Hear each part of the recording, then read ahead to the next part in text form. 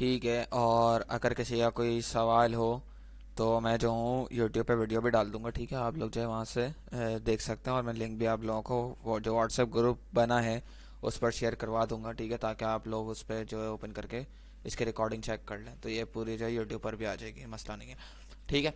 अच्छा, अब आगे बढ़ते हैं। तो मैंने अभी आप लोगों को बताया कि भाई कोई भी चीज़ अगर आप लोगों को प्रिंट करवानी हो तो आप लोग इस तरीके से आसानी से प्रिंट करवा सकते हैं, ठीक है।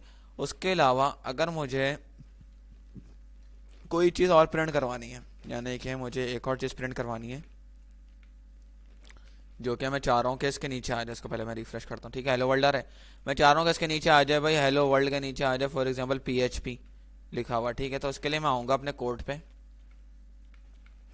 ठीक है। और कोड पे आने के बाद आऊँगा नीचे, ई को लिखूंगा, ठीक है। ई को लिखने के बाद मैं लिख दूंगा भाई, जैसे यहाँ पर हेलो वर्ल्ड की जगह मैं लिख देता हूँ PHP लिख देता हूँ, ठीक है। सेव करूंगा और यहाँ पर आकर रिफ्रेश करूंगा तो PHP तो यार उसी के साथ आ रहा है, ठीक है।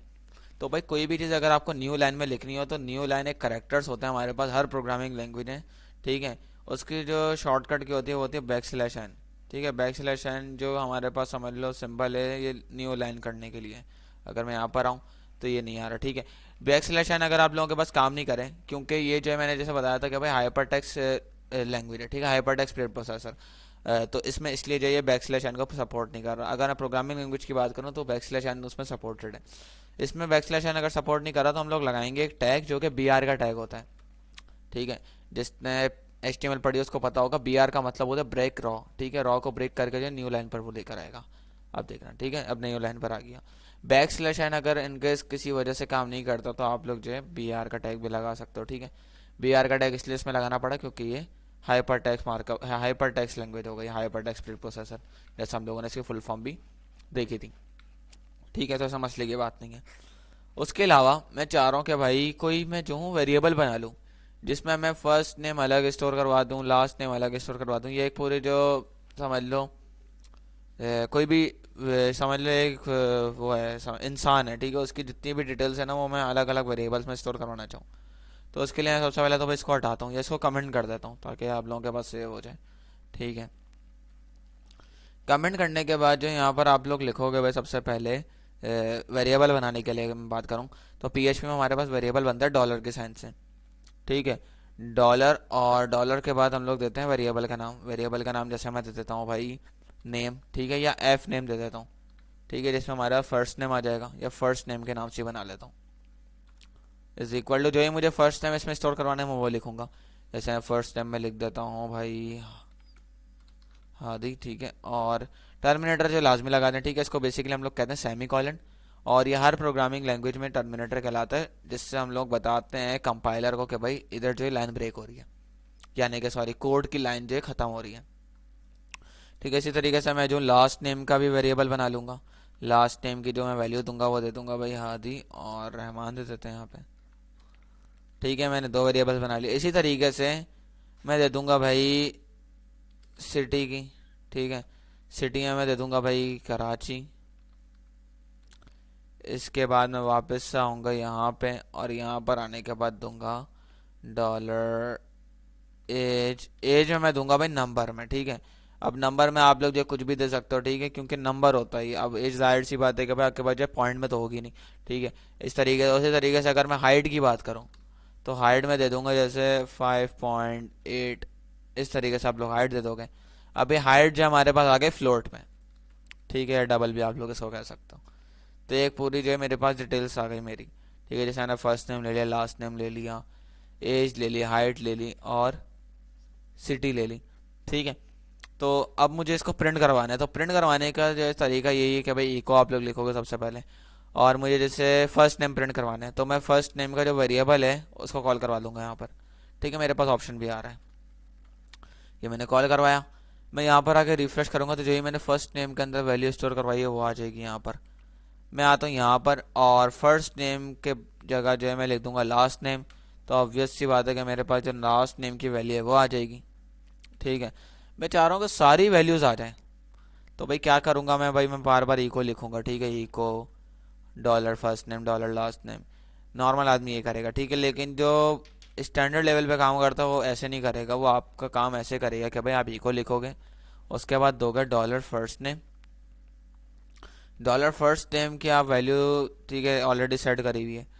उसके बाद आप जो है इसको कॉन्कैट करवाओगे, ठीक है, कॉन्कैट करवाओगे इसमें।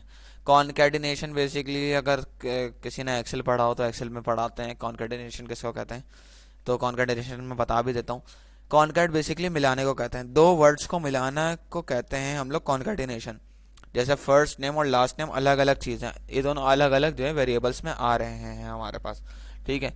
अब इनको जो मुझे कॉन्कैट करना है, इनको मुझे मिलाना है, ठीक है। जैसे हादी अलग है, रहमान अलग है, मुझे इन दोनों को कॉन्कैट करना है, तो मैं जो कॉन्कैट करूँगी, मिलाना है तो मैं इसको कॉन्कैट कहूँगा, ठीक है। यानी कि किसी भी दो वर्ड्स को मिलाने को हम लोग कहते हैं कॉन्कैट, और किसी भी दो नंबर्स को मिलाने को कहते हैं हम लोग एडिशन, ठीक है। तो इन दोनों में फ़र्क है। नंबर्स को मिलाने को कभी भी कॉन्कैटिनेशन नहीं कहेंगे, नंबर्स को मिलाने को हम लोग कहेंगे एडिशन, क्योंकि वो फिर कैलकुलेशन में आ जाती है, ठीक है। अब मुझे इसको कॉन्कैट करना है, तो मैं कॉन्कैट जो है इसमें डॉट से करता हूँ पीएचपी में, ठीक है। अगर हम लोग जावास्क्रिप्ट की बात करें तो जावास्क्रिप्ट में हम लोग प्लस के साइन से करते हैं, पीएचपी में हम लोग डॉट से करते हैं, डॉट। उसके बाद मैं देख दूंगा भाई डॉट लास्ट नेम। डॉट का मतलब हो गया कॉन्कैट कर दो फर्स्ट नेम के साथ लास्ट नेम को। अब अगर मैं यहाँ पर आके रिफ्रेश करूँ तो देख रहा हूँ मेरा फर्स्ट नेम भी आ गया, लास्ट नेम भी आ गया अलग अलग। तो ऐसे आप लोग कॉन्कैट कर लोगे। मुझे उसके साथ भाई लाना है सिटी भी, तो मैं लिख दूंगा डॉलर सिटी। सेव करूंगा, रिफ्रेश करूंगा तो सिटी भी आ गई। उसके बाद मुझे लानी है भाई एज, तो मैं लिख दूंगा डॉलर एज, ठीक है, एज भी आ गई। उसके बाद मुझे लानी है भाई डॉलर हाइट, तो मैं यहाँ पर आगे लिख दूंगा डॉलर हाइट, तो यहाँ पे हाइट भी आ गई। देख रहे हो एक ही लाइन में मेरे पास सारी चीज़ आ गई। लेकिन ये बात आती है मुझे भाई जैसे हादी रहमान एक लाइन में चाहिए, उसके बाद सिटी अलग लाइन में चाहिए, वो कैसे करूँगा? उसके लिए भाई मैं कॉन्कैटिनेशन यूज़ करूँगा, ठीक है। मैं आऊँगा यहाँ पर, एक और डॉट लगाऊंगा और यहाँ पर आके जो है मैं कॉन्कैट करवा दूंगा बी आर के टैग को, जिससे मेरी लाइन ब्रेक हो जाएगी, ठीक है। रिफ्रेश करूंगा, देख रहा हूँ कराची दूसरी लाइन पर आ गया। मैं चाह रहा हूँ हाइट भी दूसरी लाइन पर आ जाए, तो मैं यहाँ वापस आऊँगा, कॉन्कैट कर दूंगा भाई वापस से बी आर के टैग को, ठीक है। और यहाँ पे कॉन्कैट नहीं करूँगा, मैंने यहाँ पे गलत कर दिया, ठीक है। इधर से मैं कट करूँगा और सिटी के बाद और एज से पहले जो है मैं कॉन्कैट करवा दूंगा इसको यहाँ पे, ठीक है। तो एज दूसरी लाइन पे आ गई। अब मैं चाह रहा हूँ भाई जो हाइट है वो भी दूसरी लाइन पर आ जाए, तो मैं जो हूँ यहाँ पर आके बी आर लिखूँगा, ठीक है, और इसको भी कॉन्कैट करवा दूंगा। तो ये जो हमारे पास एक लाइन से पूरा एक डेटा आ गया, ठीक है। अब मैं चाह रहा हूँ कि भाई हादी रहमान में भी जो स्पेस भी आ जाए, क्योंकि दोनों जो है बिल्कुल मिले हुए विदाउट स्पेस। अब मैं स्पेस देना चाह रहा हूँ, तो आप स्पेस के लिए यहाँ पर आओगे और इसमें जो है एक स्पेस को कॉन्कैट करवा दोगे स्पेस देके, ठीक है। तो स्पेस भी आ गया। अब मैं चाह रहा हूँ भाई नेम से पहले लिखा हुआ जाए नेम, कराची से पहले लिखा हुआ जाए कराची, सिटी सॉरी, ठीक है, सिटी लिखा हुआ जाए, एज से पहले लिखा हुआ जाए एज। तो उसके लिए मैं कॉन्कैटिनेशन ही करूँगा, ठीक है। उम्मीद है क्लियर हो गया हो, ठीक है। मैं करके भी दिखाया था एक आध। जैसे मैं चाह रहा हूँ कि भाई सिटी से पहले लिखा हुआ जाए सिटी क्या है, या एज से पहले मैं लिखना चाह रहा हूँ एज, तो मैं एज पर आऊँगा और यहाँ पर आके जो लिखूँगा कि भाई बी आर के साथ ही लिख देता हूँ, मैं लिख देता हूँ एज, ठीक है। और ऐसा कर देता हूँ मैं इसको, देख रहा हूँ एज भी आ गई। वापस से कर देता हूँ, ठीक है, एज इज इक्वल टू, ऐसे कर देते हैं, देख लो एज भी आ गई मेरे पास, ठीक है। अब यहाँ पर अगर आप लोग देखो तो भाई मेरे पास सबसे पहले आ गया नेम, उसके बाद आ गई सिटी, और एज के साथ मैंने एज को ही प्रिंट करवा दिया जो 21 थी। अब ये जो 21 है मेरे पास वेरिएबल की वैल्यू आ रही है, ठीक है। बात को समझो जो मैं समझाना चाह रहा हूँ, देख रहे हो यहाँ पर 21 है और ये वाली जो वैल्यू है उड़कर आ रही है यहाँ पर, और यहाँ पर आके जो सेट हो रही है, ठीक है। अब बात आती है भाई के वेरिएबल्स को यूज़ किस लिए करें, ठीक है। ये समझ लो कि भाई कॉमन सा क्वेश्चन होता है ये कि भाई वेरिएबल्स को हम लोग यूज़ किस लिए करें। हम लोग बगैर वेरिएबल्स को यूज़ किए हुए तो काम कर सकते हैं कि मैं एज ऐसी लिख दूँ। तो इसका जो भाई मेन जो सवाल है वो यही बनता है, इसका जवाब ये है कि भाई वेरिएबल्स को हम लोग यूज़ लाजमी करते हैं। उसका रीज़न ये है कि वेरिएबल को हम लोग इसलिए यूज़ करते हैं कोई भी वैल्यू को स्टोर करवाने के लिए, ठीक है। अगर मैं ऐसी जो है समझ लो कि प्रिंट स्टेटमेंट में लिखूंगा, जैसे इसमें प्रिंट स्टेटमेंट है इको, इको में मैंने लिख दिया भाई नेम अपना हादी, ठीक है। तो वो प्रिंट तो हो जाएगा लेकिन वो किसी वेरिएबल में यूज़ नहीं होगा, स्टोर नहीं होगा। तो मैं उसमें जो मल्टीपल कंडीशंस नहीं लगा सकता, ठीक है। वो सिर्फ मैं प्रिंट के हद तक ही कर सकता हूँ। अगर उसका मुझे चेक भी करवाना है कहीं पे डेटा के भाई वैलिड है या नहीं है, तो मैं वो नहीं कर सकता, इसलिए जो है मेन जो रीज़न है वेरिएबल को यूज़ करने का वो ये है, और ये हर प्रोग्रामिंग लैंग्वेज में यही रूल होता है। तो इसलिए हम लोग वेरिएबल्स को जो है लाजमी यूज़ करते हैं। जो वेरिएबल को यूज़ नहीं करता वो डेवलपर नहीं है, सीधी सी बात है। तो इसलिए वेरिएबल्स को यूज़ करना ज़रूरी है, और उसको यूज़ करने का यही फ़ायदा है कि हम लोग जो उसको मल्टीपल जगहों पर चेक भी करवा सकते हैं और यूज़ भी कर सकते हैं। ठीक है। अब जैसे मैंने यहाँ पर एक एज लिखा, मैं एज को जो है 10 जगह पे भी कॉल करवाऊंगा ना, तो 10 जगह में जो भी इसकी वैल्यू है वो उठ कर आ जाएगी। ये फ़ायदा है। ठीक है। अब अगर मैं 21 लिख रहा हूँ, 21 अलग अलग जगह पे लिखूंगा तो जाहिर सी बात है मेरा जो टाइम है वो वेस्ट होगा। ठीक है। तो मेन जो हमें फ़ायदा है वो यही है कि भाई ये बहुत ज़्यादा टाइम को सेव करता है, और फ़ायदा है इसको यूज़ करने का। समझ लो मैनेज वे में काम होता है अगर हम लोग वेरिएबल्स को यूज़ करें तो। ठीक है। अब दूसरी बात आ जाती है भाई, हमारे पास हो गए वेरिएबल्स हो गए, ठीक है, प्रिंट स्टेटमेंट्स हो गए हमारे पास। अब आ जाती है कैलकुलेशन की। अगर मैं कैलकुलेशन बताऊं कि भाई कैलकुलेशन कैसे परफॉर्म करनी है, मैं यहाँ पर जो है एक इनपुट लिख देता हूँ भाई, पर्सन डेटा। ठीक है। और इसको भी मैं जो कमेंट कर देता हूँ। ये सारा कोड जो है मैं आप लोगों को दे दूंगा, प्रोवाइड कर दूंगा व्हाट्सएप पर। ठीक है। तो उसका मसला नहीं है, तो आप लोग जो है चेक कर लेना। ठीक है।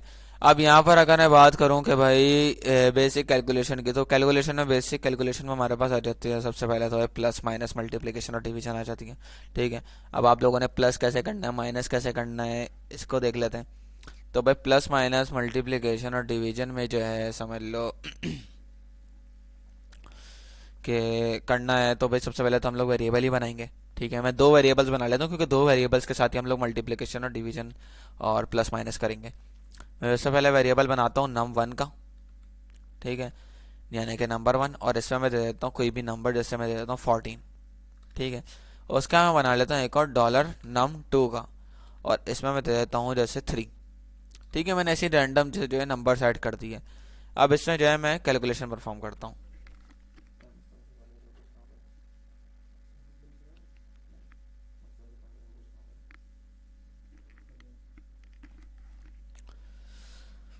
ठीक है। अब यहाँ पर जो मुझे कैलकुलेशन परफॉर्म करनी है उसके लिए मैं जो हूँ नीचे आ गया। ठीक है। मैंने ऊपर वेरिएबल्स बना लिए। तो अब यहाँ पर आकर जो मैं लिखूंगा भाई, जैसे मुझे num1 और num2 मैंने अलग अलग वेरिएबल्स बनाए, मैं इको करता हूँ और या मैं एक और वेरिएबल बनाता हूँ। ठीक है। क्योंकि हम लोग मैनेज वे में काम करना चाह रहे हैं।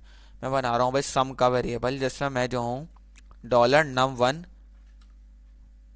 सम है तो भाई जाहिर सी बात है एडिशन होगी, और $num2। ये तो मैंने वेरिएबल्स बना लिए सम के अंदर। ठीक है। अब मैं अगर इको करूँ सम को, ठीक है, और अगर मैं यहाँ पर आके रिफ्रेश करूँ तो देख रहे हो 14 + 3 जो भी मेरे पास सम होगा ये मुझे वो शो कर रहा है। मैं चाह रहा हूँ कि भाई सबसे पहले लिखा हुआ भी आ जाए सम क्या है। ठीक है। तो मैं यहाँ पर लिख देता हूँ, जाहिर सी बात है कॉन्कैट कराऊंगा, जैसे मैंने अभी आप लोगों को बताया है। मैं कॉन्कैट करवा दूंगा the sum of these numbers is, जो भी सम होगा वो हमारे पास जस्ट के आगे आके आ जाएगा। देख रहे हो सम आ गया मेरे पास।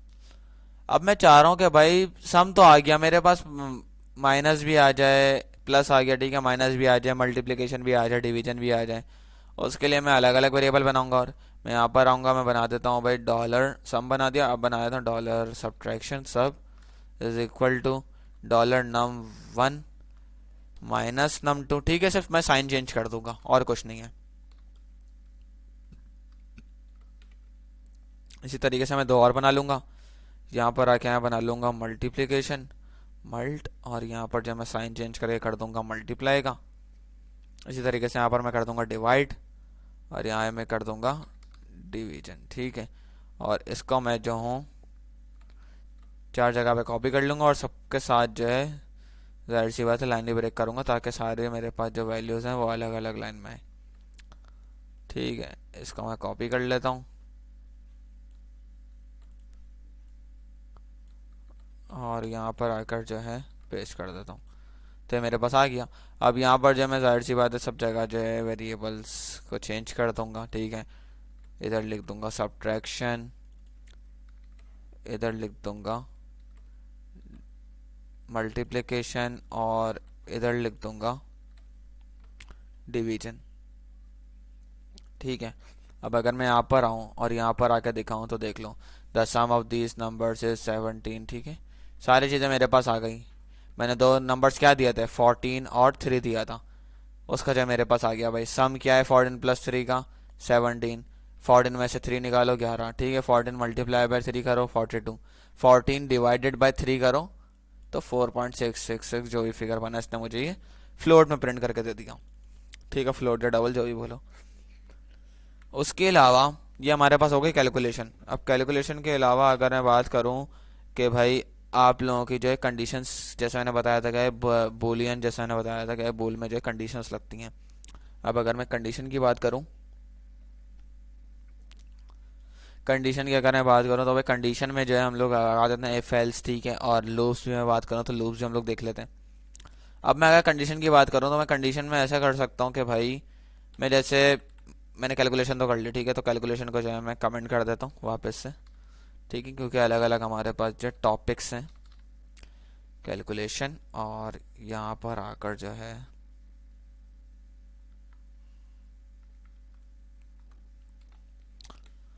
अब यहाँ पर आके मैं लिखूंगा भाई कंडीशनल स्टेटमेंट्स, ठीक है। कंडीशनल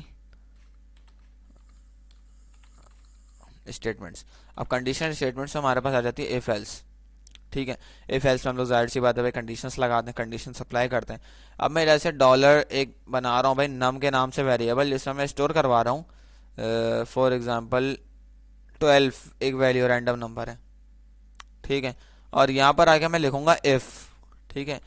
इफ के साथ जो है राउंड ब्रैकेट्स लगते हैं, इसका सिंटेक्स कुछ इस तरीके से होता है, dollar num is equal to 12। मैंने इसको बोला भाई, अब डबल इज इक्वल टू क्या है, ये बात आती है भाई। देखो डबल इज इक्वल टू का मतलब ये होता है कि मैं इसको कंपेयर कर रहा हूँ, कंपैरिजन ऑपरेटर है, ठीक है। ऑपरेटर्स की टाइप्स होती हैं बाकायदा, तो वो जो है मैं भी नहीं बताऊंगा क्योंकि अभी जो टाइम समझ लो शॉर्ट है और मुझे डेटाबेस कनेक्शन भी पढ़ाना है आप लोगों को। तो इसलिए खुद से जो है खुद कोशिश करें कि खुद से जो है री स्टडी करें, और मुझे उम्मीद है कि ऑपरेटर्स के बारे में सबको पता होगा कि अरिथमेटिक ऑपरेटर्स क्या होते हैं, लॉजिकल ऑपरेटर्स क्या होते हैं, ठीक है। उसके अलावा कंपैरिजन ऑपरेटर्स कौन कौन से होते हैं, तो ये देख लेना। अच्छा, अब मैं यहाँ पर जो है भाई चेक करवाऊंगा इसको कि भाई अगर डॉलर नम जो है बराबर है 12 के, तो ये जो है इको कर दे, इको में जो ये लिख दे भाई नंबर इज करेक्ट, ठीक है, ठीक है। यहाँ पर आया और इसको ऐसा कर दिया। अब मैं अगर यहाँ पर आऊँ इसको रन करूँ, नंबर 12 था तो इसने मुझे प्रिंट कर दिया भाई नंबर इज करेक्ट। लेकिन अगर मैं यहाँ पर जो है इसकी वैल्यू चेंज करके 13 कर दूँ और यहाँ पर आके इसको रिफ्रेश करूँ, तो मेरे पास नंबर इज करेक्ट जो गायब हो गया, ठीक है। अब यहाँ पर जो है नंबर गायब हो गया, मैं चाह रहा हूँ कि भाई कुछ और मैसेज शो अगर नंबर करेक्ट ना आए तो, ठीक है। तो मैं आऊँगा यहाँ पर और इफ के बाद लिखूंगा मैं एल्स, और एल्स में लिखूंगा इको नंबर इज इनवैलिड। अगर नंबर करेक्ट नहीं होता, अगर नंबर 12 नहीं है इन केस, ठीक है, तो ये मुझे भाई ये वाला मैसेज प्रिंट कर दे कि भाई नंबर इज इनवैलिड। और मैं अगर इसको यहाँ पर आके चलाऊँ तो नंबर इज इनवैलिड आ गया, ठीक है। अब ये फाइल जो हमारे बहुत सी जगहों पर लगता है, अगर हम लोग बात कर रहे हैं एक पूरी वेबसाइट बनाने की, तो हमारे पास ये फाइल जो है बहुत सी जगहों पर अप्लाई होता है, ठीक है। अब उसके मैं अगर एग्जांपल दूं तो भाई लॉगिन में हमारे पास ये फाइल्स लगता है, ठीक है। कोई भी इंसर्ट करवानी हो उसकी वैलिडेशन के लिए फाइल्स लगता है, तो इसलिए इंपॉर्टेंट टॉपिक है। मुझे मल्टीपल कंडीशंस अप्लाई करनी है। मैं चाह रहा हूँ भाई अगर नंबर 12 नहीं है, मैं चाह रहा हूँ कि भाई अगर नंबर 13 है तो उसकी भी कंडीशन अप्लाई हो, तो उसके लिए मैं लगाऊंगा भाई एक और एल्स इफ, ठीक है। जब मल्टीपल कंडीशन हमारे पास बात आती है तो हम लोग एल्स इफ अप्लाई करते हैं। Else if dollar num is equal to 13, अगर नंबर 13 है तो इको कर दें नंबर इज 13, ठीक है। अब देखना क्या आएगा, नंबर इज 13 आ गया। ये गया पहले इस वाली स्टेटमेंट में, ये वाली स्टेटमेंट जो इसको ट्रू फॉल्स मिली, फिर ये आ गया इसमें ये वाली स्टेटमेंट जो है इसको ट्रू मिली, तो इसने मुझे ये प्रिंट कर दिया, ठीक है। तो ये इसमें एल्स में गया नहीं। अगर ये दोनों इसको फॉल्स मिलती तो ये जाता एल्स में और एल्स वाली चीज़ प्रिंट कर देता।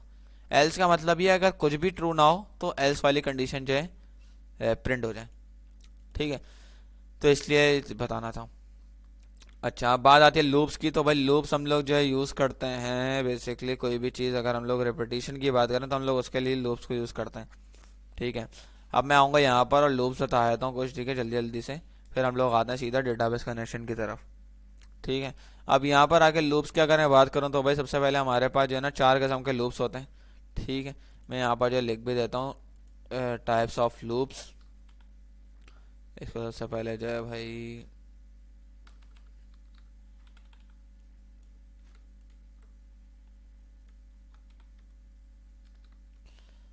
टाइप्स ऑफ लूप्स, ठीक है। हमारे पास जो है 3 किस्म के लूप्स होते हैं भाई। सबसे पहले होता है फोर लूप, उसके बाद होता है वाइल लूप, और आखिर में जो हमारे पास होता है भाई वो डू वाइल लूप होता है, ठीक है। और इसके अलावा एक और हमारे पास लूप होता है जो कि होता है फॉर ईच लूप। अब फॉर ईच लूप को जो बेसिकली हम लोग एरे प्रिंट करवाने के लिए यूज़ करते हैं, ठीक है। फॉर ईच लूप मैंने एंड में से रखा क्योंकि फॉर ईच लूप जो है ना, समझ लो कि बहुत ही ज़्यादा रेयर केस में यूज़ होता है, यानी कि जब हम लोग एरे से वैल्यूज़ को गाइड करते हैं तब जाके यूज़ होता है। और एरे मैंने अभी पढ़ाई भी नहीं क्योंकि एरे जो एक बड़ा टॉपिक है, तो इसलिए फॉर ईच लूप अभी जो है थोड़ा सा स्किप करता हूँ, ठीक है। बाकी ये सारे लूप्स देख लो। फोर लूप हमारे पास काम का है, वाइल लूप हमारे पास जो यूज़ होगा, और डू वाइल लूप अभी हम लोग देख लेते हैं। फोर ईच लूप जो नॉर्मली हम लोग ऐसे देख नहीं सकते जब तक हम लोग एरेस जो है नहीं बनाए। तो मैं यहाँ पर आऊँगा, और अगर मैं फोर लूप की बात करूँ तो फोर लूप हम लोग लगाने का तरीका ये, हम लोग फोर लिखते हैं, उसके अंदर जो है हम लोग जो भी हमारे पैरामीटर्स होते हैं वो हम लोग पास करते हैं, ठीक है। सबसे पहले हम लोग देते हैं भाई $i = 0। अब एक आई जो है वेरिएबल है, इसकी जगह मैं कुछ भी दे सकता हूँ, ठीक है। और यहाँ पर जो है मैं कह रहा हूँ भाई 0 से स्टार्ट हो, और $i <= 10, 10 तक चले, और $i++ हो जाए। लूप को बेसिकली हम लोग यूज़ जो करते हैं वो कोई भी चीज़ मल्टीपल टाइम्स प्रिंट करवाने के लिए यूज़ करते हैं, ठीक है। जैसे मैं चाह रहा हूँ कि भाई मेरा नाम जो है 10 दफ़ा प्रिंट हो जाए, 100 दफ़ा प्रिंट हो जाए, तो मैं लूप के जरिए करूँगा, जाहिर सी बात है। क्योंकि अगर मैं खुद से करने बैठा तो बहुत ज़्यादा टाइम लग जाएगा। मैं लिखूँगा $i।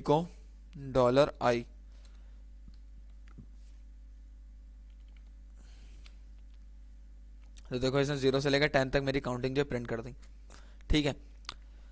अब मैं आता हूँ यहाँ पे। अब मैं चाह रहा हूँ कि भाई 10 दफ़ा जो है ना प्रिंट कर दे PHP, तो मैं यहाँ पर आकर लिखूंगा PHP, और ये 10 दफ़ा जो है PHP प्रिंट कर देगा। इसने एक लाइन में प्रिंट कर दिया। मैं चाह रहा हूँ भाई अलग अलग लाइन में आए, तो मैं इसके साथ जो है BR का टैग भी प्रिंट करवा दूंगा, ठीक है। और अब देखो तो ये अलग अलग लाइन में आ गया, ठीक है। तो इस तरीके से हम लोग फोर लूप यूज़ करते हैं, और फोर लूप में हम लोग अपनी मर्जी की कंडीशन देते हैं। अब अगर मैं वाइल लूप की बात करूँ तो वाइल लूप जो हम लोग यूज़ करते हैं वो ज़्यादातर गेम्स में यूज़ करते हैं, ठीक है। और डेटाबेस से डेटा को गाइड करने के लिए यूज़ करते हैं।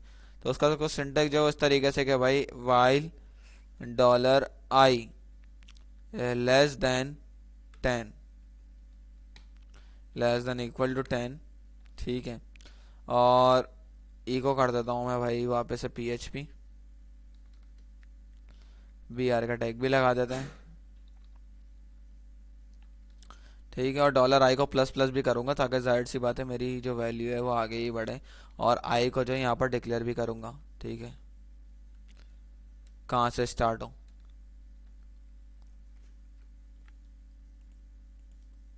ठीक है। काम सेम कर रहे हैं लेकिन दोनों में डिफरेंस है।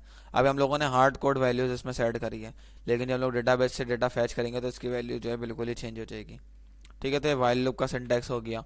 उसके बाद अगर मैं बात करूँ कि भाई डू वाइल लूप, तो डू वाइल लूप बेसिकली ये है कि भाई मैं डू में लिखता हूँ जो ये मुझे चीज़ करवानी है। मैं लिख देता हूँ जैसे भाई PHP, ठीक है, डू करो ये, और $i को जो है ++ करो, ठीक है। और यहाँ पर जो है वाइल लगाऊंगा मैं जब तक $i है 10 के, ठीक है। और यहाँ पर मैं जो लिख दूंगा =0 जैसे ऊपर लिखा था, ठीक है। अब अगर मैं इसको चलाऊं तो इसका आउटपुट इस तरीके से आ रहा है, ठीक है। और मैं इसमें अगर BR का टैग लगाऊंगा तो नेक्स्ट लाइन पर आ जाएंगी सारी चीज़ें। आउटपुट सेम है, लेकिन अगर मैं यहाँ पर कंडीशन को फॉल्स कर दूं, मैं आई की वैल्यू कर दूं 15 जो कि फॉल्स है क्योंकि i <10 नहीं है, 10 से बड़ा है, ठीक है। यहाँ पर अगर रिफ्रेश करूँ एक दफ़ा ये फिर प्रिंट कर रहा है, ठीक है। और अगर यही चीज़ मैं वाइल लूप से प्रिंट कर रहा हूँ, इसको मैं कमेंट करता हूँ और इसको मैं जो है अनकमेंट करता हूँ, ठीक है। अगर यही चीज़ मैं वाइल लूप से प्रिंट कर रहा हूँ, आई की वैल्यू अगर मैं कर दूँ 15 और सेव करूँ, तब ये मुझे एक भी बार कुछ भी चीज़ प्रिंट नहीं करके देगा। तो डू वाइल लूप और वाइल लूप में जो मेन डिफरेंस है वो यही है कि भाई वाइल लूप में कंडीशन ट्रू होना लाजमी है, वरना एक भी दफ़ा नहीं चलेगा। लेकिन डू वाइल लूप में कंडीशन चाहे ट्रू हो या फॉल्स हो, एक दफ़ा लूप लाजमी चलेगा। ठीक है, क्योंकि लाइन वाइज रीड करता है, पहले उसने डू कर चुका होता है, उसके बाद वाइल में जब आता है उसको कंडीशन फॉल्स मिलती है तो वो ऊपर नहीं जाता वापस से। ठीक है, अब आ जाती है बात भाई कि हम लोग देखें अगर माई एसक्यूएल को, तो माई एसक्यूएल की बात करते हैं, क्योंकि भाई जो पीएचपी का मेन रीज़न है, ये तो हम लोग बेसिक्स तो कवर हो चुकी हैं हमारी। ठीक है, बेसिक्स हम लोगों ने देख लिया, वेरिएबल्स वगैरह कैसे बनाते हैं। ठीक है, और इसके अलावा बेसिक्स और भी हैं, लेकिन अगर मैं बताने बैठा तो टाइम जो है हमारे पास इतना है नहीं। ठीक है, तो हम लोग बेसिक्स पे जो इतना टाइम एक्सपेंड नहीं करेंगे, अभी हम लोग आ जाएंगे एडवांस पे, क्योंकि एडवांस की भी जाहिर सी बात है आज कंप्लीट नहीं हो पाएगा। उसके लिए हम लोग आगे ही वर्कशॉप रखेंगे। ठीक है, नेक्स्ट सैटरडे या उसके नेक्स्ट सैटरडे एक और वर्कशॉप होगी पीएचपी की, जिसमें हम लोग एडवांस चीज़ों को कवर करेंगे। तो टेंशन नहीं लेनी, वह पीएचपी जो है बेसिक टू एडवांस ही पढ़ेंगे। ये जाहिर सी बात है 2 घंटे में जो है पूरी नहीं कंप्लीट कर सकते, लेकिन नेक्स्ट वर्कशॉप जो है नेक्स्ट वर्कशॉप में हम लोग सारी चीज़ों को परफॉर्म कर लेंगे, और नेक्स्ट वर्कशॉप में हम लोग सारे डेटाबेस से कनेक्टिविटी सीखेंगे और इंसर्ट अपडेट डिलीट सारा काम कर लेंगे। ठीक है।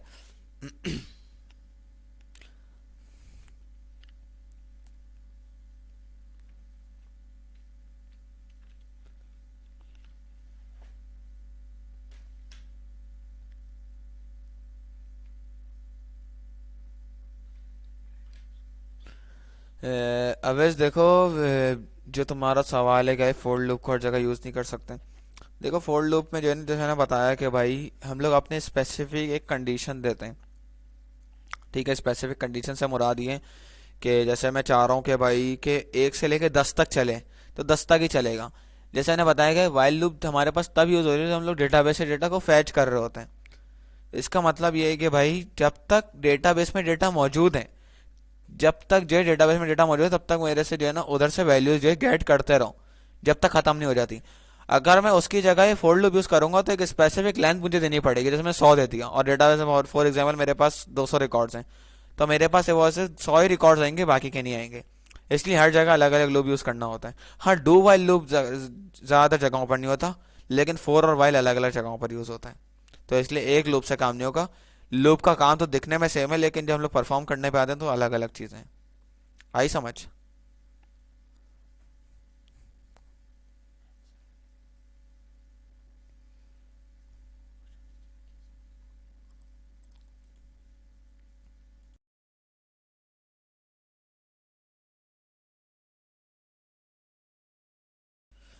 हाँ, तो इस तरीके से होगा। ठीक है, तो जब परफॉर्म करेंगे ना तब क्लियर होगा। तो ये सारी चीज़ जैसे मैंने एग्जाम्पल दे दिया, गेम में ज़्यादातर यूज़ होता है। अब गेम में क्यों यूज़ होता है? जब तक हम लोग की प्रेस करके रहते हैं तब तक ही होता है। अब जाहिर है मैं उसकी जगह का फोर लूप लगाऊंगा, तो भाई वो तब तक चलता रहेगा जब तक मैं एंड नहीं करूँ। ठीक है, वो चलता ही रहेगी फिर इस तरीके से। तो इसलिए वो जो है वाइल लूप उसमें यूज़ होता है, तो कंडीशन के ऊपर हमारे पास डिपेंड करता है।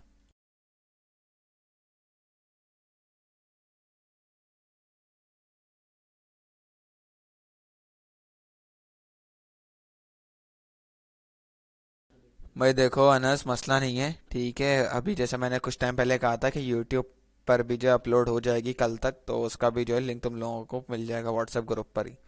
तो मसला नहीं है, वहाँ से भी देख सकते हो। ठीक है, बस ये लाइव वर्कशॉप का फ़ायदा ये है कि आप जो है कोई भी क्वेश्चन वगैरह कर सकते हो। तो वीडियो तो आ जाएगी कल यूट्यूब पर, उसका लिंक भी आ जाएगा, तो तुम वहाँ से देख सकते हो, मसला नहीं है उसका।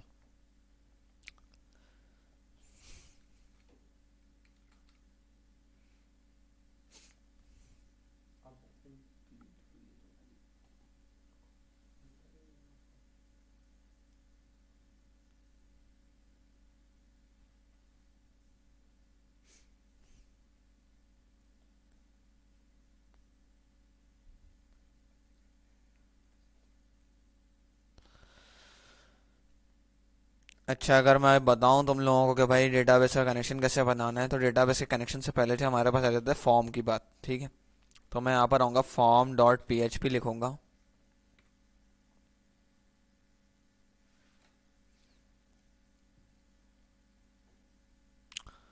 ठीक है, form dot P H P लिखने के बाद जो जाहिर सी बात है, जैसे मैंने कहा था कि भाई हम लोग इसके अंदर जो है एच टी एम एल भी यूज़ कर सकते हैं, तो मैं एच टी एम एल का स्ट्रक्चर बनाऊंगा, एक्सक्लेमेशन मार्क लगा के जैसे हम लोग बनाते हैं, और इसमें जो मेरे पास स्ट्रक्चर बन जाएगा।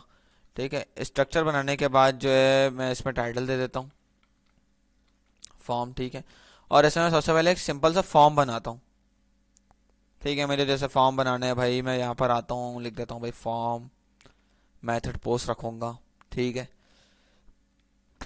एक्शन की ज़रूरत नहीं है तो एक्शन आप हटा दोगे। और यहाँ पर आके जो है मैं फील्ड्स रख दूँगा कि भाई जैसे मुझे सबसे पहले यूज़र से इनपुट लेना है, उसका यूज़र नेम। ठीक है, तो मैं यहाँ पर लिख दूंगा प्लेस होल्डर, इसमें मैं दे दूंगा यूज़र नेम। उसके बाद यहाँ पर इसको मैं जो हूँ नेम दूंगा। अब नेम हम लोग इसलिए देते हैं भाई, अगर मैं बात करूँ आईडी और क्लास की, आप लोगों को पता होगा कि आईडी क्लास में क्या होता है। आईडी में हमारे पास ये होता है कि हम लोग जावा स्क्रिप्ट से स्क्रिप्टिंग के लिए आईडी देते हैं। क्लास में ये होता है कि हम लोग स्टाइलिंग करने के लिए क्लास देते हैं। और नेम हम लोग जो है पीएचपी अप्लाई करने के लिए नेम देते हैं। ठीक है, तो ये डिफरेंस है तीनों का। मैं नेम दे देता हूँ इसमें भाई, यूज़र नेम दे देते हैं। ठीक है, ये दे दिया। मैं लाइन ब्रेक करता हूँ और इसका ले लेता हूँ भाई इनपुट टाइप टेक्स्ट, और प्लेस होल्डर में ले लेते हैं हम लोग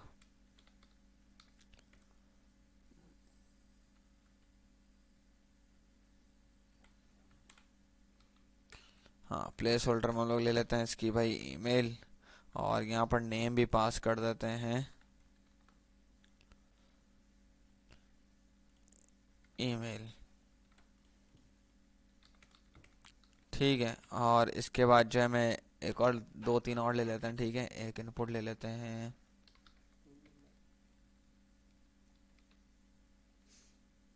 प्लेस होल्डर दे देते हैं इसको भाई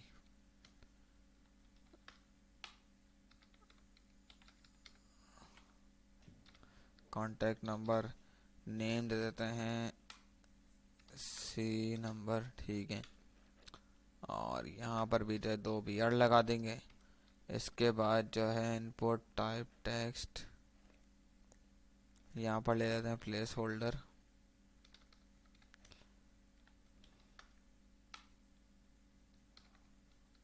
मैसेज, और यहाँ पर दे देते हैं मैसेज। ठीक है, इसके बाद एक और ले लेते हैं, या छोड़ो बल्कि इतना सही है।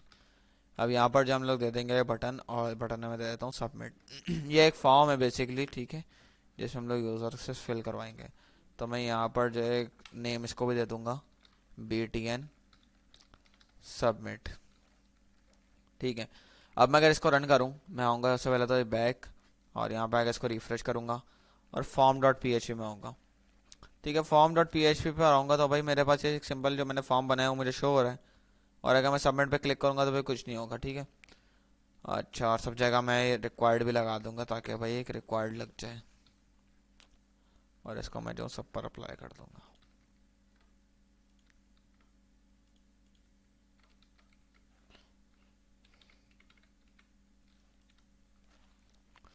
ठीक है, तो मेरे पास एक जो है रिक्वायर्ड भी लग गया है। अब मुझे बात आती है भाई कि सारी वैल्यू जो है ना, सबसे पहले तो भाई अगर डेटाबेस कनेक्शन की बात आती है तो सबसे पहले हम लोग देखते हैं कि भाई फॉर्म का डेटा को गाइड कैसे करना है। तो फॉर्म के डेटा को गाइड करने का तरीका ये होता है कि हम लोगों ने फ्रंट एंड तो रेडी कर लिया है। ठीक है, अब आ जाते हैं हम लोग पीएचपी के साइड पे।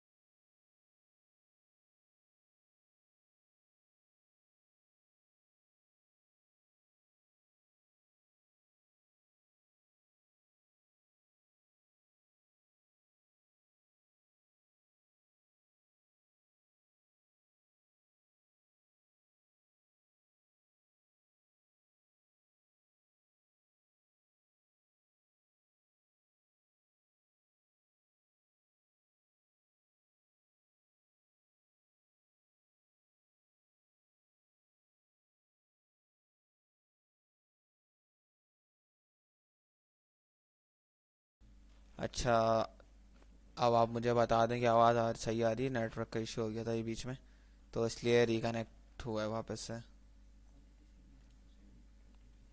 को- और मुझे यही बता दें आप लोग के भाई के क्वालिटी वगैरह सब सही आ रही है, जो कोडिंग वगैरह वो शो हो रही है?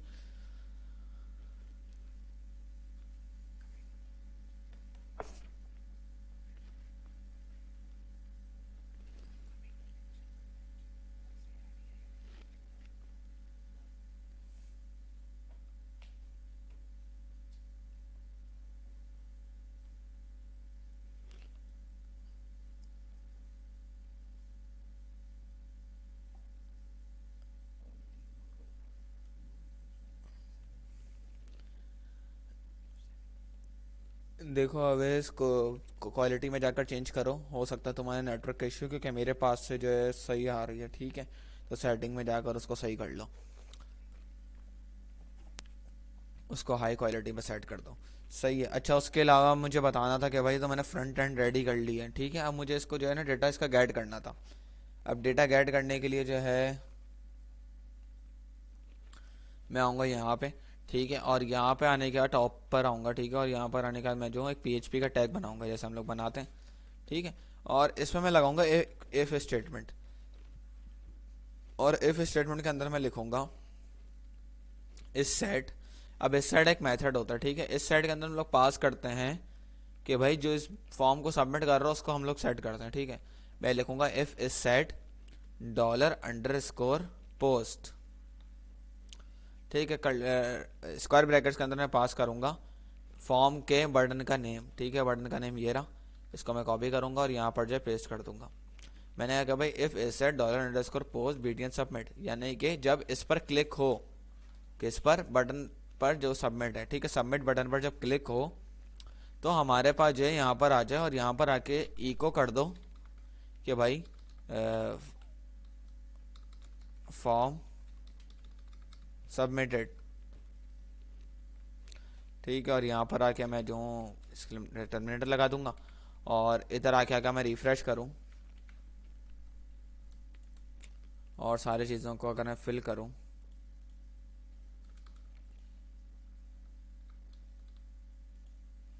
ठीक है? देख लो मेरा फॉर्म सबमिटेड आ रहा है। तो ये चेक में कर रहा था कि भाई मेरे पास जो है पीएचपी पर जा रही है रिक्वेस्ट या नहीं जा रही, और अगर ये सही आ जाए जो भी आप लोगों ने लिखा है उसके अंदर, तो इसका मतलब है कि कनेक्शन जो है आप लोगों का बिल्कुल परफेक्ट है, ठीक है? अब दूसरी बात आती है कि भाई हम लोगों ने तो चेक कर लिया, मुझे सारी वैल्यूज़ को जो है अलग अलग से स्टोर करवाना है। तो स्टोर करवाने के लिए मैं लिखूंगा सबसे पहले अलग अलग वेरिएबल्स बनाऊंगा, जाहिर सी बात है। मेरी टोटल फील्ड्स हैं भाई 1 2 3 4, 4 फील्ड्स हैं, तो 4 मैं वेरिएबल्स बना लूँगा। सबसे पहला मेरा वेरिएबल है भाई यूज़र नेम, ठीक है? यूज़र नेम के नाम से हम लोग वेरिएबल बनाएंगे, और इसमें हम लोग लिखेंगे डॉलर अंडरस्कोर पोस्ट, ठीक है? और पोस्ट के अंदर हम लोग पास करेंगे जो ये मेरा नेम है इनपुट का, ठीक है? मैं इसकी वैल्यू सेट करना चाह रहा हूँ इसमें, तो मैं यहाँ पर इसकी वैल्यू रख दूंगा, ठीक है?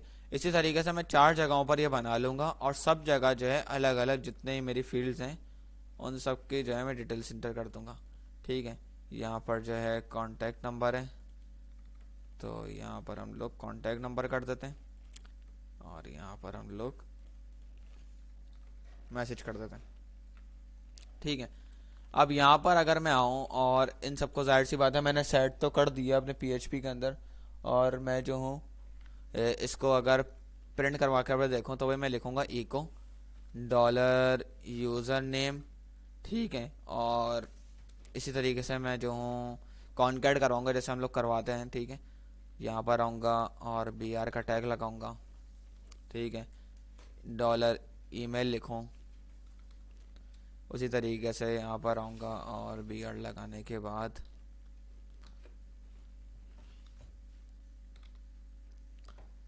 उसके बाद आखिरी हमारे पास है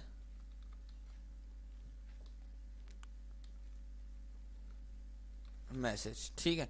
ये जो है मैंने टोटल सारी चीज़ों को मैंने प्रिंट करवा दिया अपने पास। अब अगर मैं यहाँ पर आकर चेक करूँ, और हाँ, यहाँ पर जो मैंने सबसे पहले जो हर वेरिएबल में अलग अलग वैल्यूज़ को स्टोर करवा दिया, और यहाँ पर अब मैंने इसको इको भी करवा दिया, तो उसूलन मेरे पास जो ये मैंने फील्ड एंटर करी हो मुझे जो है ऊपर शो होनी चाहिए।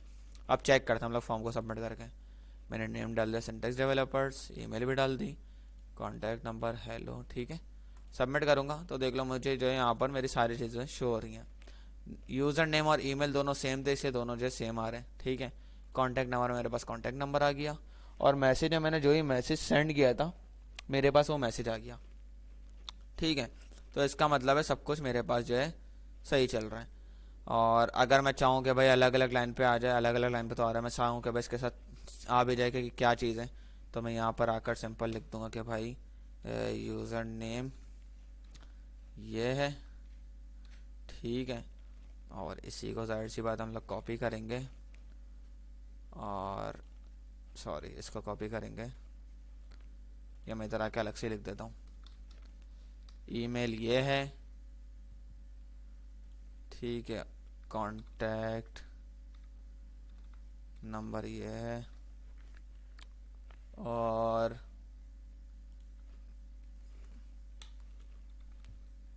मैसेज ये है। ठीक है,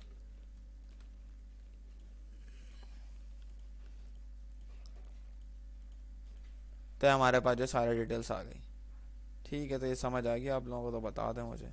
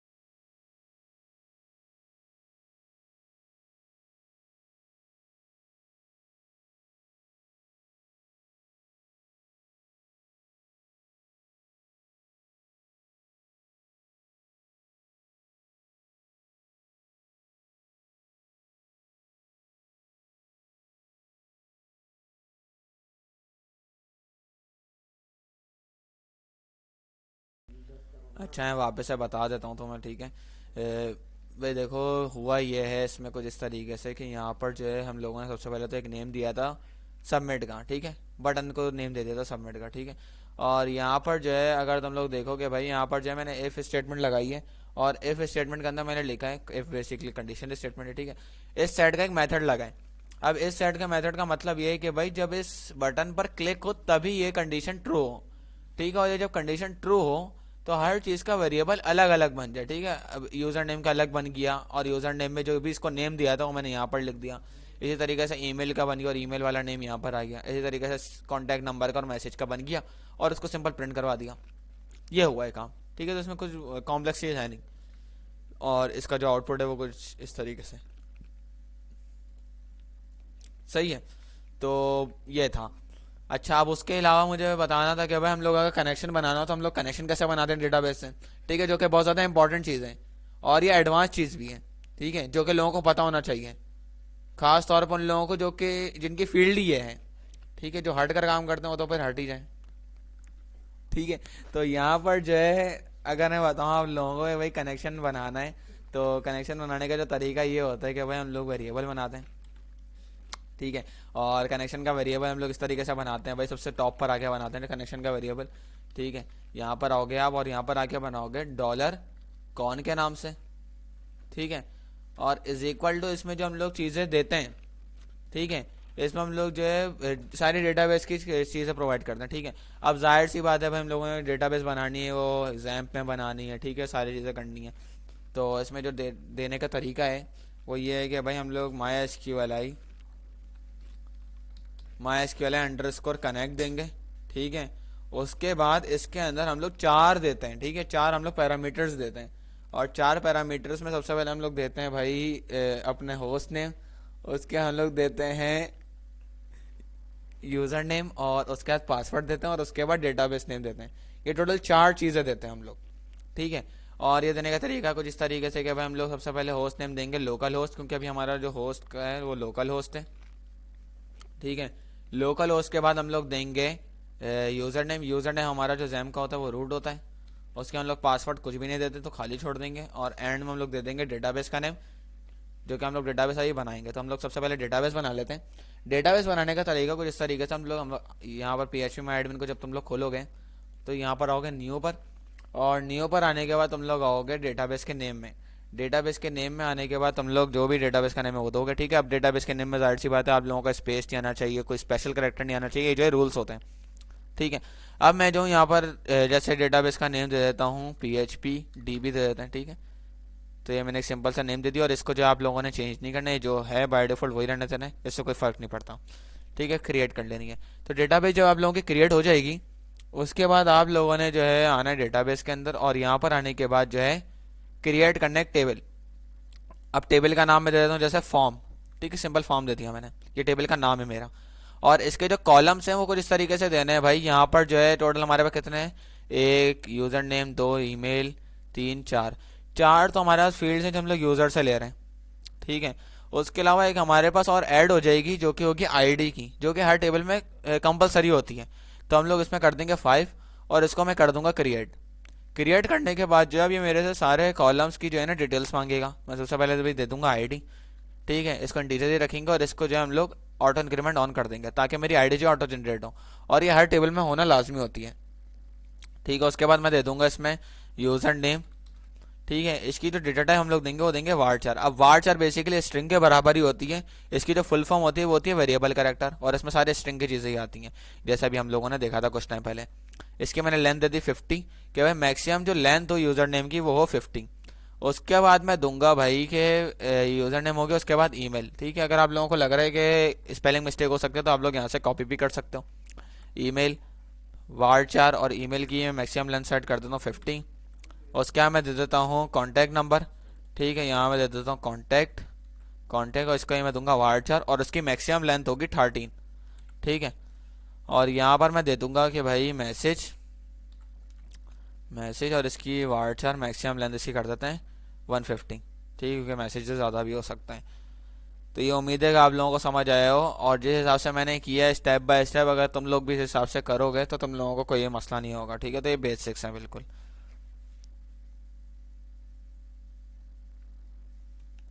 ठीक है। और यहाँ पर ये सब एंटर करने के बाद इसको सेव कर लेना, और सेव जब करोगे तुम लोग तो तुम लोगों का जो टेबल है वो क्रिएट हो जाएगा। क्रिएट करने के बाद जो है हमारे पास टेबल बन चुका है, ठीक है। और अगर हम लोग इसका डेटा देखना चाहें तो इस पर क्लिक करोगे तो यहाँ पर अभी कोई भी डेटा नहीं है, ठीक है। अब मुझे करना ये है कि भाई यहाँ पर डेटा आ चुका था, इसको मैं प्रिंट जो करा था इसको मैं हटा रहा हूँ, ठीक है। इसको मैं कमेंट कर रहा हूँ बेसिकली। और यहाँ पर आने के बाद जो है मैं आऊँगा इधर, और इधर आने के बाद मैं बनाऊँगा एक डॉलर क्वेरी का वेरिएबल, ठीक है। Dollar query. अब जाहिर सी बात है भाई, जब हमारे पास बैक एंड की बात आती है तो बैक एंड के लिए हमें एक डेटाबेस का प्लेटफॉर्म सीखना पड़ता है, ठीक है। और डेटाबेस के प्लेटफॉर्म में बहुत से ऑपरेशन होते हैं, डीएमएल, डीडीएल, डीसीएल, ठीक है। अब ये जब आप लोग पढ़ेंगे तो आप लोगों को क्लियर होगा कि डीएमएल क्या होता है, डीडीएल क्या होता है, डीसीएल क्या होता है, डीक्यूएल क्या होता है, ठीक है। तो ये सारे जो है ना समझ लो कि वो होती हैं, क्वेरीज होती हैं। तो अगर मैं बात करूं भाई बेसिक क्वेरीज की, तो हम लोग अप्लाई करेंगे क्रोड ऑपरेशंस, ठीक है। हम लोग पीएचपी में जो परफॉर्म करेंगे वो करेंगे क्रोड। और क्रोड की जो फुल फॉर्म है वो है क्रिएट, रीड, अपडेट, डिलीट, ठीक है। अब यहाँ पर अगर मैं क्रोड की बात करूं तो भाई क्रोड में जो है हमारे पास आ जाते हैं, अगर मैं यहाँ पर मैं नोट भी आप लोगों को करके दिखा देता हूँ, ठीक है, ताकि आप लोगों को नजर भी आ जाए, ठीक है। क्रिएट की सी की फुल फॉर्म है भाई क्रिएट, आर से है रीड, यू से है अपडेट, और डी से है डिलीट, ठीक है। कोई भी क्वेश्चन हो उसी वक्त पूछना, ठीक है। जैसे अवेज ने पूछा है मेरे से, किसी को भी कोई भी सवाल हो तो मेरे से कमेंट में कर दो, मैं देख रहा हूँ साथ साथ, सही है। अब यहाँ पर जो क्रिएट, रीड, अपडेट, डिलीट हमारे पास आ चुका है, ठीक है। और ये जो है हमारे पास क्रोड ऑपरेशन है जो कि हम लोग करेंगे। अभी जो हम लोग करने जा रहे हैं वो करने जा रहे हैं क्रिएट वाला ऑपरेशन। क्रिएट में बेसिकली होता ये है कि हमारे पास जो डेटा है वो डेटाबेस में जाता है, ठीक है, यानी कि पोस्ट होता है, ठीक है। अब पोस्ट और गेट बड़ी लंबी चीज़ है, जब हम लोग अपडेट का करेंगे तो इसको और ज़्यादा डिटेल में हम लोग सीखेंगे कि भाई पोस्ट क्या है, गेट क्या है, पुट क्या है, पैच क्या है, डिलीट क्या है, ठीक है। बहुत सारे ऑपरेशन होते हैं ये जो कि हम लोगों को बैकएंड लैंग्वेज में पढ़ने होते हैं, और ये ज़रूरी होते हैं क्योंकि बेसिक्स है, ठीक है। और क्रोड ऑपरेशन से सारी चीज़ें हो जाती हैं, सॉफ्टवेयर बन जाते हैं, ई कॉमर्स आईडी बन जाती हैं, सारी चीज़ें बन जाती हैं, ठीक है। अब अगर मैं बात करूं कि भाई अगर यहाँ पर क्वेरी की बात आती है तो यहाँ पर क्वेरी जो हम लोग इंटर करेंगे, क्वेरी इंटर करने के लिए हमें आना है यहाँ पर, और यहाँ पर आने के बाद आप लोगों को यहाँ पे एसक्यूएल का टैब दिखेगा। एसक्यूएल में जाने के बाद जो है आप लोग आएंगे यहाँ पर, और यहाँ पर आने के बाद इधर आप लोगों को क्वेरीज नजर आ रही होंगी। अभी हम लोगों को करना है क्रिएट। क्रिएट का मतलब हमें डेटाबेस में इंसर्ट करवाना है डेटा, ठीक है। तो हम लोग यहाँ पर आएंगे इंसर्ट के लिए, और इंसर्ट में आने के बाद आप लोग ये जो इंसर्ट की क्वेरी है इसको कॉपी कर लेंगे। लेकिन इसमें से हमें कुछ चीज़ें हटानी है, ठीक है। इसमें से हमें यहाँ से आईडी हटानी है, क्योंकि आईडी हमारे पास ऑटोमेटिकली इंटर होगी, वो यूज़र खुद नहीं डालेगा अपनी आईडी। उसके बाद हम लोग जो है, ठीक है, यहाँ पर इसका वैल्यू 1 भी जो है हटा देंगे, और यहाँ पर हम लोग इंसर्ट की क्वेरी को कॉपी करेंगे और क्वेरी के अंदर जो है मैं लिख दूंगा इसको, ठीक है। अब यहाँ पर वैल्यू 1 में हमारे पास आ जाएगा भाई जो कि हमारे पास ऊपर वेरिएबल था, ठीक है। इधर से मैं कॉपी कर लेता हूँ ताकि मेरे से भी स्पेलिंग मिस्टेक ना हो, डॉलर यूजर नेम। उसके बाद हमारे पास है ईमेल, तो मैं यहाँ से इसको कॉपी कर लेता हूँ और यहाँ पर आकर जो है डॉलर ईमेल लिख देता हूँ। उसके बाद यहाँ से सी नंबर लिख देता हूँ, यहाँ पर आऊँगा और यहाँ पर आकर डॉलर सी नंबर। उसके बाद जो लास्ट है हमारे पास वो है मैसेज, और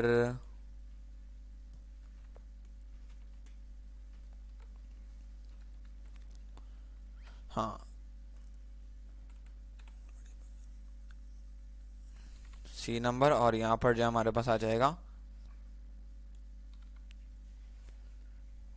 डॉलर मैसेज, ठीक है।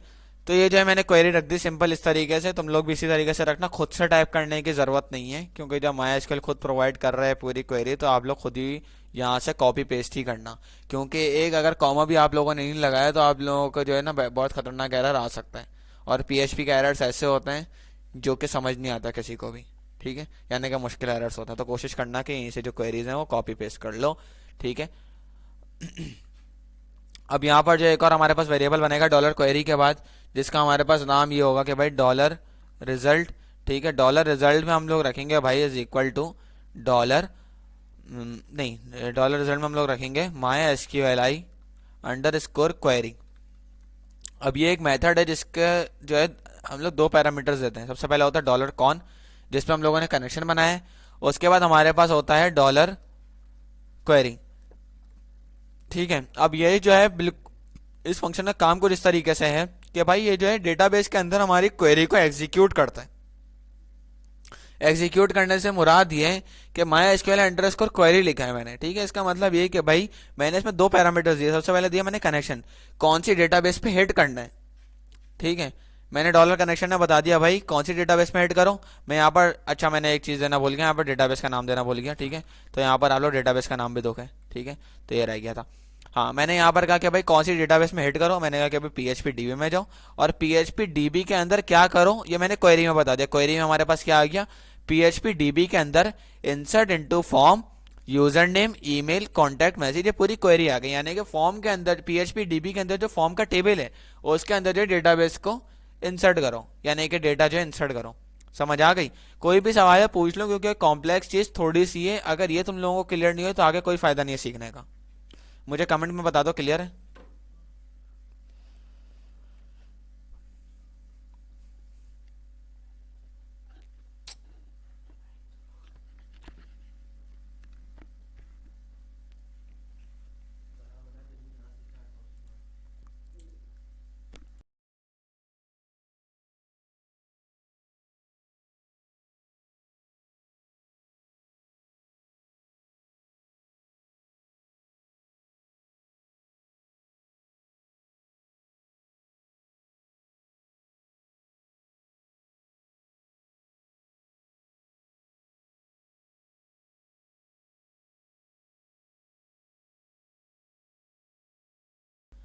आप लोग मुझे बता दें, मैं वेट कर रहा हूँ, ठीक है। क्योंकि इतना जो टाइम है नहीं फालतू का मेरे पास कि भाई आप लोग फाइनली मुझे बता दें, क्योंकि फिर मुझे एंड भी करनी होती हैं चीज़ें, और यहाँ पर जो और भी बहुत से काम होते हैं। आराम दिखा।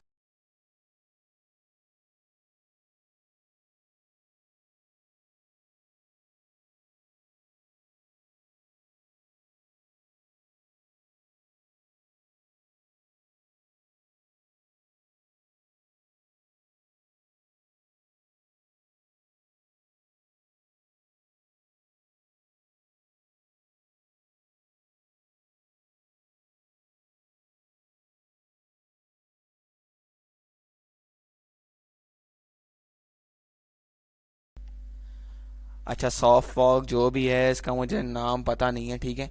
तो अपना नाम भी टाइप करके बता दो क्या है तुम्हारा नाम। और उसके अलावा मैं जो हूँ तुम्हें बता भी देता हूँ, एक बार वापस से थोड़ा सा रिव्यू करवा देता हूँ, ठीक है। तो भाई हुआ कुछ इस तरीके से है कि हमारे पास यहाँ तक तो सबको क्लियर था कि भाई हम लोग डेटाबेस से डेटा फैच कर रहे थे, सॉरी डेटाबेस कह रहा हूँ, फॉर्म से डेटा फैच कर रहे थे और हर वेरिएबल में जो स्टोर करवा रहे थे, ठीक है। और यहाँ पर यह हुआ है कि भाई कनेक्शन का वेरिएबल बनाए। कनेक्शन के वेरिएबल बनने के बाद यहाँ पर माई एसक्यूएल अंडरस्कोर कनेक्ट लगा, और हम लोगों ने यहाँ पे बिल्कुल ऐसा किया है कि हम लोगों ने जो है डेटाबेस से कनेक्शन बनाया है। इस पूरी लाइन में अगर मैं इसको सेलेक्ट करूँ तो इस पूरी लाइन में हम लोगों ने जो है डेटाबेस से कनेक्शन बनाया है अपने पीएचपी फाइल का, ठीक है। उसके बाद बात आती है इस वेरिएबल की। इस वेरिएबल में बेसिकली हुआ है कुछ इस तरीके से, हम लोगों ने इंसर्ट की क्वेरी लिखी है। इंसर्ट की क्वेरी हम लोगों को मिली है यहाँ से, ठीक है। अगर आप लोग यहाँ पर देखो तो यहाँ से हम लोगों ने इंसर्ट की क्वेरी उठाई और यहाँ पर सिंपल पेस्ट करी है, ठीक है, कॉपी पेस्ट करी, और यहाँ पर हम लोगों ने सारी वैल्यूज़ को सेट कर दिया जो हम लोगों ने वेरिएबल में सेव करवाई थी। समझ गए कि? तो उसके बाद हम लोगों ने बनाया डॉलर रिजल्ट का वेरिएबल, और इसमें हम लोगों ने करवा दिया डेटाबेस के अंदर एग्जीक्यूशन, ठीक है। जैसे मैंने बताया कि भाई डेटाबेस के अंदर जो एग्जीक्यूशन करते हैं, तो कुछ इस तरीके से स्टेप्स हम लोगों ने फॉलो किए हैं, और हम लोगों ने एक एक करके इसको देख भी लिया। फिर भी अगर नहीं समझ आता तो आप लोग मुझे बता सकते हो, ठीक है, मैं और भी क्लियर कर दूंगा। उसके बाद अगर मैं आऊँ यहाँ पर और इसको अगर मैं सेव करूँ, और यहाँ पर आके मैं एक काम करता हूँ कि मैसेज इस वीडियो ने सेट कर देता हूँ। मैसेज सेट करने से मुराद ये कि भाई अगर डेटाबेस में डेटा चला जाता है तो मुझे जो है एक मैसेज प्रिंट कर दें कि भाई डेटा इंसर्ट सक्सेसफुली, ठीक है। तो यहाँ पर मैं इफ स्टेटमेंट लगाऊंगा और यहाँ पर लिखूंगा dollar result, if dollar result, ठीक है। यानी कि अगर डॉलर रिजल्ट ट्रू है, इफ डॉलर रिजल्ट का मतलब ये होगा कि अगर आप लोगों ने वेरिएबल खाली छोड़ दिया रिजल्ट का, इसका मतलब ये अगर डॉलर रिजल्ट मौजूद है यानी कि ट्रू है, फॉल्स नहीं है, क्योंकि जाहिर है जैसा मैंने बताया था कि बोलियन हमारे पास चल रही होती है टाइप। अगर ये ट्रू है तो हमारे पास ये जो है प्रिंट कर दें डेटा इंसर्ट, इंसर्ट सक्सेसफुली, ठीक है। एल्स अगर डेटा इंसर्ट नहीं होता किसी वजह से, तो यहाँ पर ये मुझे प्रिंट कर दे डेटा नॉट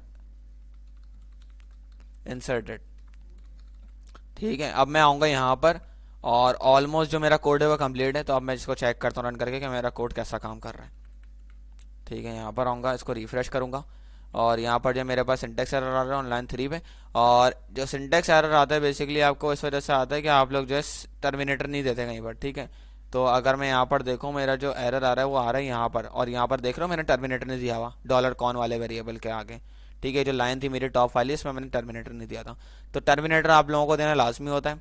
ठीक है, टर्मिनेटर नहीं देता ये एरर करता है। अब यहाँ पर मैं आके रिफ्रेश करूँगा तो मेरा कोड चल चुका है। अब यहाँ पर आके मैं जो हूँ जैसे कोई भी डेटा डाल देता हूँ, मैं यहाँ पर अपनी डेटा डाल देता हूँ जैसे। ठीक है, कोई भी कॉन्टैक्ट नंबर हम लोग एंटर कर देंगे। ठीक है, और मैसेज डाल देता हूँ।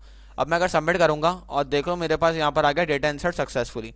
इसका सीधा सीधा मतलब ये हुआ कि भाई मेरा डेटा जो है इंसर्ट हो चुका है डेटाबेस में। अब मैं जाहिर सी बात है जब डेटा इंसर्ट हो चुका है तो डेटाबेस में आऊँगा। ठीक है, फॉर्म पर आऊँगा तो यहाँ पर देखो मेरे पास जो डेटाबेस में डेटा है वो आ चुका है। ठीक है, तो ये जो हम लोगों का एक ऑपरेशन परफॉर्म हो चुका है क्रिएट वाला। उसके अलावा अब हमारे पास रहता है रीड का, अपडेट का, डिलीट का। ठीक है, जो 3 ऑपरेशन रहते हैं, जाहिर सी बात है अभी हमारे पास टाइम है नहीं। ठीक है, तो ये जो हम लोग बाकी चीज़ें हैं जो हम लोग परफॉर्म करेंगे इंशाल्लाह ताला नेक्स्ट वर्कशॉप में करेंगे, जो कि हम लोग नेक्स्ट सैटरडे या उससे नेक्स्ट सैटरडे करेंगे। ठीक है, नेक्स्ट सैटरडे हो सकता है कि एसईओ की वर्कशॉप हो। अगर एसईओ की वर्कशॉप किसी रीज़न की वजह से नहीं हो सकी तो हम लोग पीएचपी की करेंगे। बाकी मसला नहीं, सारी चीज़ें इंशाल्लाह ताला कवर हो जाएंगी। ठीक है, और जो है ग्रुप आप लोगों का जो व्हाट्सएप का बना उसी में अपडेट होगा। ठीक है, कहीं पर भी पोस्ट नहीं होगा, क्योंकि जो हम लोगों के रजिस्टर्ड हो चुके हैं ऑलरेडी मेंबर्स वही लोग जो है दूसरी वर्कशॉप ले सकते हैं। क्योंकि जाहिर सी बात है कोई अलग से वर्कशॉप लेने आ गया दूसरी वाले तो उसको कुछ नहीं समझ आना जब उसको बेसिक्स ही नहीं पता। तो जैसे मैंने बताया कि भाई जो आप लोगों को फ्रंट एंड का नहीं पता तो बैक एंड सीख कर आप लोग क्या ही कर लोगे। ठीक है, इसलिए फ्रंट एंड आप लोगों को पता होना चाहिए। अगर फ्रंट एंड में कोई भी मसला है आप लोग इन्फॉर्म करो। ठीक है, आप लोग जो है ग्रुप में बताओ, मैसेज करो। मैंने जो है अपने असिस्टेंट रखे हुए हैं कुछ जो कि आप लोगों को जो है इन्फॉर्म कर देंगे। ठीक है, तो आप लोग जो है ग्रुप में जो भी क्वेश्चन है आप पूछो, उसका जवाब आपको लाजमी मिलेगा। अच्छा, उसके अलावा अब मुझे तुम लोगों को बताना ये था कि भाई हम लोगों ने सबसे पहले तो देख लिया है बेसिक्स। ठीक है, जो कि हम लोगों ने फर्स्ट डॉट पी की फाइल में देखे हैं। इसमें सारे हम लोगों ने वेरिएबल्स देख लिए हैं, सारे हम लोगों ने डेटा टाइप्स देख ली, सारे हम लोगों ने इफ एल्स देख लिए हैं और लूप्स देख लिया। ठीक है, कुछ चीज़ें हैं जो नहीं पढ़ी। ठीक है, जाहिर सी बात है वर्कशॉप भाई देखो पीएचपी जो कंप्लीट अगर मैं बताऊँ क्रूड ऑपरेशन सीखने में 1 महीना कम से कम लगता है। अब वो मैं 2 घंटे में तो पढ़ा नहीं सकता। ठीक है, हाँ ये कोशिश कर सकता हूँ कि कम कर करके जितना हो सके मैं उतना कवर करवा दूँ। तो फिर ही मैंने उस हिसाब से बहुत ज़्यादा कवर करवा दिया आप लोगों को। और अगर आप लोगों का कोई भी अगर सवाल है अभी भी तो आप मुझसे पूछ लें पूरी वर्कशॉप से रिलेटेड। कोई भी क्वेश्चन है पूछ लें, मैं बता दूंगा। अगर क्वेश्चन नहीं है तब भी बता दें। और सॉफ्ट वॉक जो भी हो आप अपना नाम बता दो, और आपको जो मैंने जवाब दिया था वो आपको समझ आ गई है आप काइंडली इन्फॉर्म कर दें मुझे कमेंट में।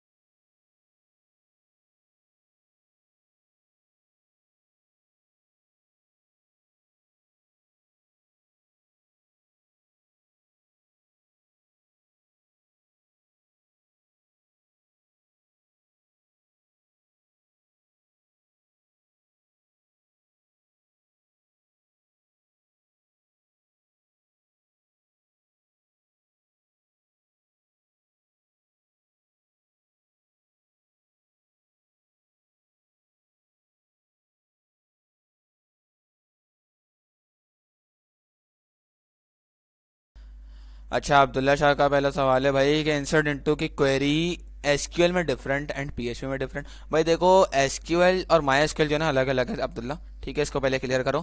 क्योंकि जाहिर सी बात है भाई, जब प्लेटफॉर्म यानी कि जब लैंग्वेज चेंज होगी तो प्लेटफॉर्म चेंज होगा, जब प्लेटफॉर्म चेंज होगी तो डेटाबेस चेंज होगी, जब डेटाबेस चेंज होगी तो जाहिर सी बात है सिंटेक्स भी चेंज होगा, ठीक है। अब जाहिर सी बात है भाई, सी शार्प का कोड अलग होता है, पीएचपी का अलग होता है, इसी तरीके से एसक्यूएल और माई एसक्यूएल में भी डिफरेंस है, ठीक है। तो ये है इसका जवाब। तो उसके अलावा सॉफ्ट फॉक, भाई तुम ज़रा मुझे ये बताओ कि तुम्हारी जो दो आईडी हैं क्या है भाई, सॉफ्ट फॉक के नाम से तुमने क्यों आईडी बनाई है? अपने नाम से आईडी बनाया करो ना यार। यानी कि तुम यहाँ पे वर्कशॉप ले रहे हो, अब मैं सॉफ्ट फॉक पढ़ूंगा, कितना अजीब सा लगता है पढ़ते हुए, ठीक है। और बाकी तुम जो है इसको सेट करो, ठीक है। और अभी तुम बता रहे हो कि तुमने भी चलो वर्कशॉप ले ली, अच्छी बात है, कुछ सीख लिया तुमने, ठीक है। अच्छा, उसके अलावा मुझे ये बताना था कि अगर आप लोगों को क्लियर हो गया है तो भाई मैं जितनी भी आप लोगों की अभी जितनी वर्कशॉप हुई थी आज की, इसको मैं ग्रुप में वो यूट्यूब का लिंक दे दूंगा, ठीक है।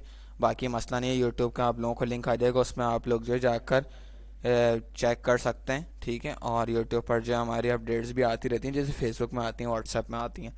और फेसबुक पर जो है हर वीक की वर्कशॉप होगी अब, ठीक है, इंशाल्लाह। और हर वीक में अलग अलग टॉपिक्स की वर्कशॉप होगी, जैसे मैंने बताया। आज जो है पहली वर्कशॉप थी, नेक्स्ट बार जो है कोई ना कोई आने के अलग अलग वर्कशॉप्स होती रहेंगी कंटिन्यूसली, ठीक है। एसईओ की भी होगी, सोशल मीडिया मार्केटिंग, हर चीज़ की अलग अलग वर्कशॉप्स होंगी। तो फेसबुक पेज को भी फॉलो कर लो जिसने नहीं किया है, ठीक है। और जिसने कर लिया उसके लिए तो बेस्ट है। अच्छा, और उसके अलावा आप लोग जो है अब ऑफ कर सकते हैं। और उसके अलावा लाइक कर देगा एक दफ़ा, जो ये हमारे पास लाइव स्ट्रीमिंग चल रही है ना, इसको लाइक कर देगा, ठीक है। बाकी अगर अच्छी लगी है तो शुक्रिया बहुत बहुत, ठीक है, अल्लाह हाफ़िज़।